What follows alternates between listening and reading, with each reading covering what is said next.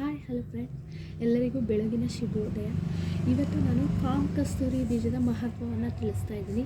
ಕಾಮ ಕಸ್ತೂರಿ ಬೀಜ ಎಷ್ಟು ನಮ್ಮ ಬಾಡಿಗೆ ಯೂಸ್ಫುಲ್ ಆಗುತ್ತೆ ಅಂತ ಹೇಳೋದಾದರೆ, ಇದನ್ನು ರಾತ್ರಿ ನೀರೊಳಗಡೆ ನುಣ್ಣಿ ಹಾಕಿ ನೋಡಿ, ಈ ಥರ ಇದೆ. ನೀರೊಳಗಡೆ ನುಣ್ಣಿ ಹಾಕಿ ಬೆಳಿಗ್ಗೆ ಖಾಲಿ ಹೊಟ್ಟೆಲೆ ಏನು ಸೇವಿಸಬಾರ್ದು, ಬರೀ ಖಾಲಿ ಹೊಟ್ಟೆಲೆ ಇದನ್ನು ತೊಗೊಳ್ಬೇಕು.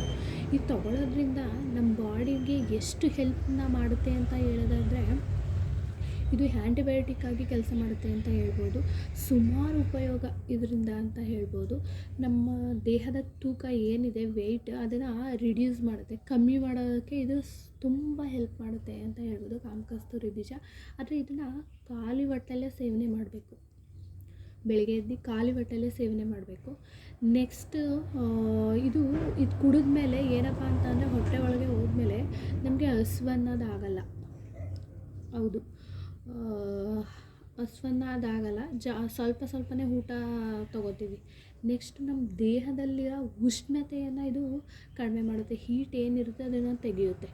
ನೆಕ್ಸ್ಟು ನಮ್ಮ ಏನು ತ್ವಚೆ ಇದೆ ಅದನ್ನ ಹೆಚ್ಚು ಕಾಂತಿಯುತಗೊಳಿಸುತ್ತೆ. ಮತ್ತು ನಮ್ಮ ದೇಹಕ್ಕೆ ಬೇಕಾಗಿರುವಂಥ ಪ್ರೋಟೀನ್ ಎಲ್ಲವನ್ನು ಕೊಡುತ್ತೆ ಇದು. ಆಮೇಲೆ ಇದರಿಂದ ಹೆಚ್ಚು ಉಪಯೋಗ ಇದೆ ಅಂತಲೇ ಹೇಳ್ಬೋದು.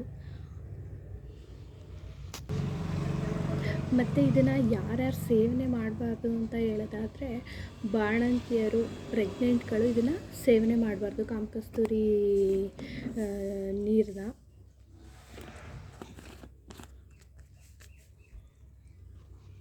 ಮತ್ತು ಇದನ್ನು ದಿನ ಸೇವನೆ ಮಾಡೋಕ್ಕಿಂತ 2 ಡೇಸ್ ಒಂದ್ಸಲ ಸೇವನೆ ಮಾಡೋದ್ರಿಂದ ಹೆಚ್ಚು ಉಪಯೋಗಕಾರಿ ಅಂತ ಹೇಳ್ಬೋದು. ಶಕ್ತಿ ನಿರೋಧಕ ಶಕ್ತಿ ಹೆಚ್ಚಾಗುತ್ತೆ. ಯಾವುದೇ ರೋಗ ನಮ್ಮ ಹತ್ರ ಬರಲ್ಲ ಅಂತಲೇ ಹೇಳ್ಬೋದು.